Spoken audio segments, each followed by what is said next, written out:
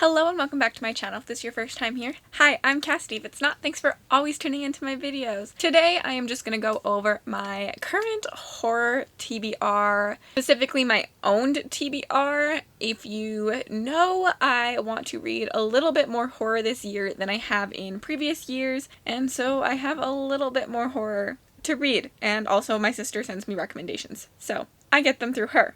The first one I have is Stolen Tongues by Felix Blackwell. This also knocks off I want to read more self-pub and indie books this year, and this is a indie book. This one follows a couple who goes to a cabin in the woods, romantic cabin. I believe it's snowy. And the wife starts to hear something outside, and I think it just gets eerily creepy from then. I'm really excited for this one. My sister has read it, and I think she gave it 3 stars. 4 stars? 4 stars. She really liked it, and I am curious to see if I will like it too. This one's a little more popular. I would like to read Horror Store by Grady Hendrix. I have read the Southern Book Club's Guide to Slaying Vampires, which I loved, gave 4 stars. My Best Friend's Exorcism that I didn't really like, I gave it a really low 3 stars, and I have currently soft DNF'd Final Book Support Group. So I'm a little hit or miss with Grady Hendrix, but I've heard really good things about Horror Store, which is about a rip-off IKEA. That's why this looks like a IKEA catalog, and I think that the way this is done is just so cool and interesting and unique, where I think the worker ends up staying overnight and spooky ghost-like things start to happen, is literally my guess. Horror is hard to summarize because I feel like I go in very blank because I want to be spooked by all the twists and the turns throughout it, so it's kind of hard just to tell you a brief overview of them. But this one I'm very excited for. I've owned it for a couple years now. It's a TBR vet and I really need to get to it. Something about it is just very intimidating to me. Another one is The Loop by Jeremy Robert Johnson. This one follows a town in which the teenagers get severely ill and then get aggressive and murderous, and I think it happens all in one night, which I love an isolated setting, whether that's only a small area or just a set amount of time. It's a trope I really like in my thrillers and horrors, and it's just about the town surviving the night, I think. And I don't know, sounds good. Then we have Sour Candy by Kellen Patrick Burke. I believe this one is also self-pubbed. Yes. Don't want to read the back because this is a short novella. It's about 72 pages. My sister told me to read it. She didn't overly love this one, but she liked it. And I mean 70 pages, but I feel like if I read the back where this is, I'm giving away pretty much the whole book, so I have been avoiding reading the book. I have been avoiding reading the back, but this cover just grabs me. I feel like this is so spooky and I really need to read it, but I have no idea what it's about. Then we have Soon by Lois Murphy, which gives me Bird Box vibes. It's, I believe, about a world, a town, where everything kind of disappears and it's not safe to venture out in the dark, but there's only 6 citizens that remain, and one of them is told by a psychic he will be dead by the solstice unless he leaves town soon. Creepy. Bird Box.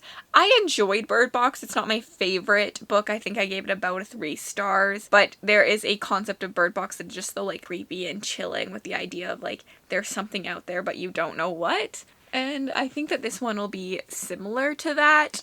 Another one we have is Slimer by Harry Adam Knight. On the cover, the tagline is "One by one it took them and death was only the beginning." I believe this follows a boat that sinks and they take place on a abandoned underwater facility, and then very quickly they realize that something is wrong and something is on the facility with them. It's a creature feature, which I love and find so disgusting and creepy, so I'm very excited to read this one.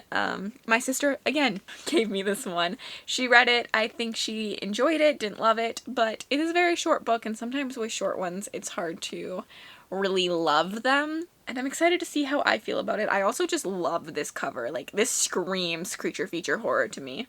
Isn't it just beautiful? We have the Holo Places by T. Kingfisher.